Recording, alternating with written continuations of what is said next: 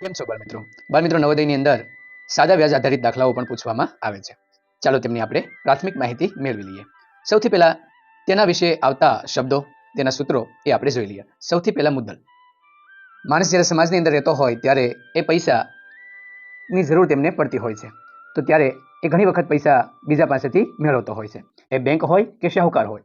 ત્યારે એક શબ્દ એના માટે આવે છે મુદ્દલ. મુદ્દલ એટલે પ્રિન્સિપલ. તેને આપણે પી તરીકે પણ ઓળખીએ છીએ. હવે મુદ્દલ એટલે શું? જે રકમ વ્યાજે મૂકવામાં આવે અથવા લેવામાં આવે તે રકમને મુદ્દલ કહેવામાં આવે છે. આપણે વ્યાજે આપી હોય અથવા વ્યાજે લીધી હોય, કોઈ પણને હું 5,000 રૂપિયા વ્યાજે આપું તો એ 5,000 રૂપિયા છે એને મુદ્દલ કહેવામાં આવે છે. અથવા આપણે 5,000 કોઈની પાસે લઈએ છીએ તો એ તેની મુદ્દલ બને છે. ચાલો વ્યાજ જોઈએ. વ્યાજ કોને કહેવાય? એને અંગ્રેજીમાં ઇન્ટરેસ્ટ કહેવામાં આવે છે, એટલે આઈ તરીકે ઓળખવામાં આવે છે. પૈસા વાપરવા માટે જે મોબદલો એટલે કે વળતર આપવું પડે છે તેમને વ્યાજ કહેવામાં આવે છે. આપણે જ્યારે પૈસા લીધા હોય અને વધારાના પૈસા જે આપણે આપીએ છીએ તેને સાદી રીતે આપણે વ્યાજ કહેતા હોઈએ છીએ. એ બે પ્રકારનો હોય છે. એક, બેંકમાં જ્યારે આપણે પૈસા મૂકીએ છીએ, ફિક્સમાં મૂકીએ કે કોઈ પણ રીતે આપણે જ્યારે પૈસા મૂકીએ છીએ ત્યારે બેંક આપણને વળતર આપે છે, વ્યાજ આપે છે. એ પણ વ્યાજ તરીકે ઓળખવામાં આવે છે. બીજી રીતે સમજીએ તો જ્યારે આપણે લોન લઈએ છીએ, પૈસાની જરૂર પડી અને આપણે બેંક પાસેથી લોન લીધી ત્યારે આપણે વ્યાજ ભરવું પડે છે. એટલે કે જે મૂળ રકમ લીધી હોય, 5 લાખ રૂપિયા લીધા હોય તો આપણે જે રેટ દર નક્કી થયો એ પ્રમાણે આપણે વ્યાજ ભરવું પડે, એમને વ્યાજ કહેવામાં આવે છે. હવે આપણે મુદત સમજીએ. મુદતને અંગ્રેજીમાં ટાઈમ પીરિયડ કહેવામાં આવે છે. એને અંગ્રેજીમાં એન તરીકે ઓળખવામાં આવે છે. એટલે મુદત એટલે એન. સમજી લઈએ. રકમ જેટલા સમય માટે ઉધાર લીધી હોય કે આપી હોય તે સમયને મુદત કહેવામાં આવે છે. ટૂંકમાં સમય એ આપણી મુદત બની જતી હોય છે. હવે વર્ષ માટે પણ આપી શકે, દિવસ માટે પણ આપી શકે અને માસ માટે પણ આપી શકે. જ્યારે એમની આપણે ગણતરી કરશું ત્યારે જ્યારે દિવસો હશે તો લીપ વર્ષ નહીં હોય તો આપણે નીચે 365 મૂકીશું અને ઉપર આપણે દિવસો લખી શકીએ. માસ માટે આપી હોય ત્યારે આપણે છેદમાં 12 મૂકવા પડે છે અને 5 માટે લીધી હોય તો ઉપર 5 મહિના લખવા પડે છે. તો એક આ ખાસ યાદ રાખજો. એટલે કે મુદત છે એ વર્ષ, માસ કે દિવસ હોઈ શકે છે. ચાલો હવે નવો શબ્દ જોઈએ, વ્યાજ દર. વ્યાજ દર કોને કહેવાય? તો વ્યાજ દર એટલે અંગ્રેજીમાં કહેવાય રેટ ઓફ ઇન્ટરેસ્ટ, એટલે અંગ્રેજીમાં તેને આર તરીકે ઓળખવામાં આવે છે. હવે સમજી લઈએ. લીધેલ રકમ કરતા વધારાની રકમ જે આપણે આપીએ છીએ એને વ્યાજ કહે છે. એ તો આપણે જોયું. હવે એ વ્યાજનો દર 100 રૂપિયા નક્કી કરવામાં આવે છે. તેને વ્યાજનો દર કહેવામાં આવે છે, કે જે 100 રૂપિયા ઉપર નક્કી કરવામાં આવે છે. 100 રૂપિયે 5% તમને કીધું હોય વ્યાજ, તો 100 રૂપિયાનું એક વર્ષનું 5 રૂપિયા વ્યાજ થાય. એટલે કે વ્યાજનો જે દર છે એ 100 ઉપર નક્કી કરવામાં આવે છે. તેને રેટ ઓફ ઇન્ટરેસ્ટ એટલે કે આર તરીકે ઓળખવામાં આવે છે. હવે વ્યાજ મુદ્દલ. કર્જે લીધેલ રકમ અને તેના પર લાગેલું વ્યાજ, આ બંનેને જ્યારે આપણે ભેગા કરીએ ત્યારે એને રાશ અથવા વ્યાજ મુદ્દલ કહેવામાં આવે છે. અને અંગ્રેજીમાં અમાઉન્ટ કહેવામાં આવે છે. એટલે કે આપણે એ તરીકે તેને ઓળખીએ છીએ. એનું એક સૂત્ર, તમારે રાશ મેળવવી હોય અથવા વ્યાજ મુદ્દલ મેળવવું હોય, એટલે કે રાશ અથવા વ્યાજ મુદ્દલ, ત્યારે મુદ્દલ એટલે આપણે જે રકમ આપી છે તે અને વત્તા આપણને જે વ્યાજ મળ્યું છે તે, આ બંનેને જ્યારે ભેગું કરશો ત્યારે આપણને રાશ અથવા વ્યાજ મુદ્દલ મળે છે. એ શબ્દ ખાસ યાદ રાખશું. એ એટલે અમાઉન્ટ, એનું સૂત્ર પણ છે કે અમાઉન્ટ મેળવવા છે તો બરાબર પી એટલે પ્રિન્સિપલ એટલે મુદ્દલ અને વત્તા આઈ એટલે ઇન્ટરેસ્ટ એટલે કે વ્યાજ, એ બંનેનો જ્યારે સરવાળો કરીએ ત્યારે આપણને રાશ એટલે વ્યાજ મુદ્દલ મળે છે. આ શબ્દો ખાસ યાદ રાખજો. ફરી વખત આપણે યાદ કરીએ. મુદ્દલ, જે રકમ વ્યાજે આપી છે અથવા લીધી છે તે રકમ, અંગ્રેજીમાં પ્રિન્સિપલ એટલે પી કહેશું. વ્યાજ, જે પૈસા વાપરવા માટે અથવા લીધા હોય તે વધારાની રકમ વળતર આપવામાં આવે છે અથવા લેવામાં આવે છે તેને ઇન્ટરેસ્ટ એટલે કે વ્યાજ કહેવામાં આવે છે. એને અંગ્રેજીમાં આઈ તરીકે ઓળખવામાં આવે છે. મુદત, જે સમય માટે લીધા છે એટલે કે ટાઈમ માટે, એ સમય ટાઈમ પીરિયડ એને અંગ્રેજીમાં એન તરીકે ઓળખવામાં આવે છે. વ્યાજનો દર એ 100 રૂપિયા આધારિત નક્કી કરવામાં આવે છે. 100 કેટલા લેશે એ વ્યાજનો દર, અને વ્યાજ મુદ્દલ એટલે વ્યાજ મુદ્દલ અને વ્યાજ એ બંનેનો જ્યારે સરવાળો કરીએ ત્યારે આપણને વ્યાજ મુદ્દલ મળે છે. આ વસ્તુ ખાસ યાદ રાખી અને હવે આપણે વ્યાજ, વ્યાજનો દર, મુદ્દલ અને મુદત એ શોધવાના સૂત્રો જોઈ લઈએ. આ સૂત્રો જ્યારે તમને આવડશે તો દાખલો તમે ઝડપથી ગણી શકશો. સાદું વ્યાજ ગણવું છે તો એનું સૂત્ર છે મુદ્દલ ગુણ્યા દર ગુણ્યા મુદત છેદમાં 100. જ્યારે કોઈ પણ સાદું વ્યાજ શોધવું હોય તો આ સૂત્ર આપણે લગાવી દેવાનું છે.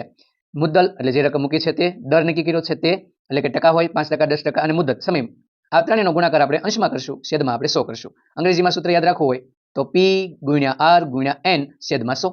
આ આપણું સાદું વ્યાજ મેળવવાનું સૂત્ર છે. આ યાદ કરીને તમે રાખજો.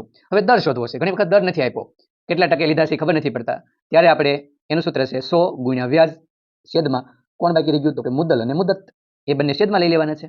અંગ્રેજીમાં કેવું હોય તો R બરાબર 100 ગુણ્યા I એટલે ઇન્ટરેસ્ટ છેદમાં પ્રિન્સિપલ ગુણ્યા ટાઈમ, એટલે કે આપણે ટાઈમ પીરિયડ એટલે N તરીકે આપણે ઓળખીએ છીએ. આ સૂત્ર મૂકતા તમે દર તરત શોધી શકશો.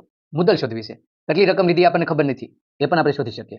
એટલે મુદ્દલ શોધવી હોય એ પણ સહેલું છે, ઉપર 100 ગુણ્યા વ્યાજ કરવાનું છે, નીચે કોણ બાકી રહ્યું દર અને મુદ્દત, એ નીચે છેદમાં મૂકશું, એનો પણ આપણે ગુણાકાર કરશું.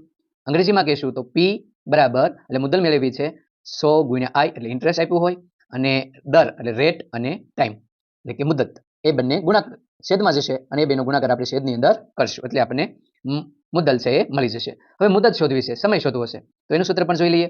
100 ગુણ્યા વ્યાજ, વ્યાજ ઉપર મૂકી દેવાનું 100 ગુણાકારમાં, છેદમાં દર એટલે કે રેટ ગુણ્યા મુદ્દલ એટલે પ્રિન્સિપલ P. અંગ્રેજીમાં યાદ રાખીએ N બરાબર 100 ગુણ્યા I છેદમાં R ગુણ્યા P. આ સૂત્રની મદદથી આપણે કોઈ પણ વસ્તુ શોધી શકીએ છીએ. વ્યાજ શોધવા માટેનું સૂત્ર, દર શોધવા માટેનું, મુદ્દલ શોધવા માટેનું અને મુદ્દત શોધવા માટેનું. હવે ઘણી વખત મુદ્દલ બમણી થવી એટલે શું?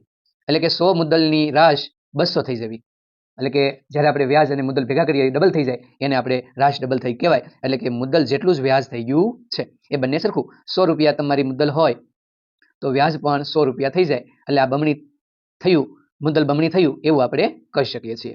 ફરી વખત ખાસ આ સૂત્રો યાદ કરી લેજો. સૂત્રો બહુ સહેલા છે. વ્યાજની શોધવું હોય ત્યારે બધી જ બાબત એટલે મુદ્દલ, દર, મુદ્દત બધું ઉપર છેદમાં 100. વ્યાજનો દર શોધવો હશે એટલે R શોધવો હશે એટલે 100 ગુણ્યા વ્યાજ ઉપર જ આવશે, બાકીના બે શબ્દો વધ્યા એ નીચે, એટલે કે મુદ્દલ અને મુદ્દત. મુદ્દલ શોધવું હોય તો 100 ગુણ્યા વ્યાજ ઉપર રાખવાનું છે, દર અને મુદ્દત નીચે. મુદ્દત શોધવી હોય તો 100 ગુણ્યા વ્યાજ છેદમાં દર અને મુદ્દલ. આ બધા સૂત્રથી તમે કોઈ પણ દાખલો સરળતાથી ગણી શકીએ છીએ. ચાલો જોઈએ નવોદયમાં કેવા દાખલા પૂછવામાં આવે છે, તેને આપણે જોઈ લઈએ. સૌથી પહેલો દાખલો જોઈએ. મહેશ 2 વર્ષ માટે 10% સાદા વ્યાજે 3000 રૂપિયા બેંકમાં મૂક્યા છે. મુદત પૂરી થતા કેટલા રૂપિયા મળશે? એટલે આપણે તો વ્યાજ શોધવું પડશે પહેલા, તો કેટલું વ્યાજ મળશે. એટલે વ્યાજનું સૂત્ર આપણને યાદ છે, એ આપણે મૂકી દઈશું કે મુદ્દલ ગુણ્યા દર ગુણ્યા મુદત બધું ઉપર મૂકશું છેદમાં 100. હવે આપણે અહીં જોઈ લઈએ દાખલામાં કોણ કોણ. જો આ સમય છે એટલે મુદત થઈ, ટકા છે એટલે R થયું, આ કુલ રકમ આપણે 3000 મૂકી છે, મુદ્દલ થઈ એટલે આપણે આને કહીશું મુદ્દલ. એટલે જો અહીં 3000 મુદ્દલ મૂક્યા, ટકા કેટલા ટકા તો કે 10%, તો એ દર, અને કેટલા વર્ષ માટે 2 વર્ષ માટે છેદમાં 100. હવે જેટલા મીંડા ઉડે એટલે આપણે ઉડાડી દેવાના છે. જો અહીં ઉડાડેલા જ છે, અહીંથી આ 2 મીંડા ઉડ્યા ઉપર 10 અને 3000 એક મીંડું પડ્યું, ઉપર વધ્યા 300 અને 2, તો 300 ગુણ્યા 2 કરશું એટલે જવાબ આવશે 600. એટલે 600 રૂપિયા વ્યાજ મળ્યું. હજી દાખલો પૂરો નથી થતો. હવે આપણે રાશ મેળવવું છે કુલ, એટલે આપણે મુદ્દલ અને વ્યાજ બેને ભેગા કરશું, એટલે 3000 મુદ્દલ હતું અહીં છે, એમાં 600 રૂપિયા વ્યાજ નાખ્યું એટલે જવાબ આવ્યો 3600 રૂપિયા. બસ આ જે ઓપ્શનની અંદર હોય એ ઓપ્શન આપણો સાચો છે, અને આપણે એ રીતે દાખલો આગળ મૂકીશું. ચાલો દાખલા નંબર 2 જોઈએ. કેટલા વર્ષમાં 500 ની રકમ 5% વાર્ષિક સાદા વ્યાજે 600 રૂપિયા થાય? હવે વર્ષ એટલે કે આપણે મુદ્દત શોધવાની છે. મુદ્દત શોધવી છે તો એનું સૂત્ર આપણે શીખી ગયા છીએ, પરંતુ હવે અહીં જુઓ 600 રૂપિયા થઈ ગયા છે, એટલે વ્યાજ પહેલા શોધવું પડશે કે વ્યાજ કેટલું છે, એ આપણે શોધી લઈએ. તો સૌથી પહેલા વ્યાજ શોધવું હોય તો રાશ આપણને કુલ મળી છે 600 રૂપિયા, મુદ્દલ હતી 500 રૂપિયા, કારણ કે 500 રૂપિયા આપણે મૂક્યા હતા, એમાંથી બાદ કરશું એટલે આપણને કેટલું વ્યાજ મળ્યું એ ખબર પડી જાય. 600 માંથી 500 ગયા એટલે 100 રૂપિયા આપણું વ્યાજ થયું. હવે આપણે સૂત્ર લગાડી શકશું, મુદ્દત બરાબર 100 ગુણ્યા વ્યાજ છેદમાં દર ગુણ્યા મુદ્દલ. હવે આપણે ખબર છે કે 100 ગુણ્યા વ્યાજ આપણું 100 રૂપિયા થયું હતું, એટલે 100 ગુણ્યા 100 છેદમાં દર કેટલો છે 5%, એટલે 5 મૂકશું નીચે. રૂપિયા કેટલા મૂક્યા હતા 500, તો 500 રાખશું મુદ્દલ છે. તો હવે આપણે છેદ ઉડાડી દઈશું, 2 મીંડા ઉપરથી 2 મીંડા, એટલે ઉપર 100 વધ્યા, નીચે 5 ગુણ્યા 5 વધ્યા, એટલે 55 25, એટલે 100 ના છેદમાં 25. હવે 25 100 100 થાય એટલે છેદ અવયવ પાડીશું અને ઉડાડીશું, 25 25 ઉડી ગયા, 4 વધ્યા, 4 વર્ષ થશે. એટલે 4 વર્ષની અંદર એ સાદા વ્યાજે 600 રૂપિયા 500 રૂપિયા મૂક્યા હોય તો એ 600 રૂપિયા સાદા વ્યાજે થાય. આ તો આપણો મુદત શોધવાનો દાખલો. ચાલો હવે આપણે આગળના દાખલા જોઈએ. 500 રૂપિયાનું અમુક વ્યાજના દરે, જો વ્યાજ દર નથી આપ્યો, 2 વર્ષનું સાદું વ્યાજ 2 વર્ષનું સાદું વ્યાજ 100 રૂપિયા થાય છે, તો મુદ્દલનું તે જ દરે 5 વર્ષનું શોધવાનું છે. દાખલો એકદમ સરળ છે. પહેલા તો આપણે દર શોધવો પડશે, દર કેટલો છે. એ દર માટે આપણે સૂત્ર લગાવશું કે વ્યાજનો દર બરાબર 100 ગુણ્યા વ્યાજ છેદમાં મુદ્દલ અને મુદ્દત. હવે આપણને બધું અહીં આપ્યું છે, 100 ગુણ્યા વ્યાજ કેટલું આપ્યું છે 100, તો જો ઉપર 100 મૂક્યા. હવે કુલ મુદ્દલ કેટલું હતું 500, તો 500 નીચે કેટલા વર્ષે મૂક્યા 2, તો 2 નીચે સૂત્ર મુજબ આપણે બધું મૂકી દીધું છે. હવે આપણે બધું ઉડાડી દઈએ તો મીંડા મીંડા ઉડે છે, અહીં 500 ના 2 મીંડા, ઉપર 100 ના 2 મીંડા, એટલે ઉપર 100 વધ્યા, નીચે વધ્યા 5 દૂન 10, એટલે 100 ના છેદમાં 10. હવે એક એક મીંડું કાપશું એટલે દર મળી ગયો આપણને 10%. હવે દર મળી ગયો એટલે આપણે દાખલો સરળતાથી વ્યાજ ગણી શકશું. મુદ્દલ ગુણ્યા દર ગુણ્યા મુદ્દત છેદમાં 100. હવે તમને 500 રૂપિયા મુદ્દત ખબર પડી, દરે મળી ગયો 10%, 5 વર્ષ માટે મૂકવાના હતા, 9 વર્ષ 5 વર્ષ માટે છે. અહીં મીંડા મીંડા બે ઉડી ગયા, 10 × 50, 10 × 5 એટલે 10 × 5 = 50, 50 × 5 બરાબર 250. જે વિકલ્પની અંદર A, B, C જ્યાં પણ 250 રૂપિયા આપ્યા હશે એ આપણે સાચો જવાબ માની અને આપણી OMR શીટની અંદર સરસ મજાનું મીંડું ગોઠવી દેશું. ચાલો આગળ જોઈએ. હજી પણ એક દાખલો જોઈ લઈએ. સુરેશે એક મિત્ર પાસેથી અમુક રકમ એટલે કે મુદ્દલ શોધવાની છે 8% માટે લીધી. સાદા વ્યાજે 3 વર્ષના અંતે તેને વ્યાજના ₹3,840 ચૂકવ્યા તો તેને કેટલી રકમ લીધી હશે? તો મુદ્દલ શોધવાની છે. બસ સૂત્ર મૂકો, દાખલો ફટ લઈને ગણો. મુદ્દલ બરાબર વ્યાજ ગુણ્યા 100 અથવા 100 ગુણ્યા વ્યાજ એમ પણ ચાલે. બાકી દર અને મુદ્દત એ નીચે આવશે. આપણને ખબર છે વ્યાજ કેટલા રૂપિયા, તેને વ્યાજના રૂપિયા એટલે ચૂકવ્યા છે એને તો કે 3,840 ઉપર લખશું, ગુણ્યા 100 કરશું, છેદમાં દર છે. દર કેટલા ટકા છે? 8%. તો 8% નીચે કરશું અને કેટલા વર્ષ માટે? 3 વર્ષ માટે. 3 પણ નીચે આવશે. હવે આવું જ્યારે હોય, કંઈ ઉડતું નથી, ત્યારે શું કરવાનું? ઉપરની સંખ્યાને તમે 8 વડે ભાગાકાર કરી શકો છો. 8 વડે જ્યારે ભાગાકાર કરશો તો ઉપર આવશે 480. એ 480 આપણે લખી શકીએ છીએ. જોઈ મેં 480 બતાવ્યા છે. હવે ગુણ્યા 100, નીચે 3 વધ્યા, 8 ઉડી ગયા, સંખ્યા નાની થઈ ગઈ.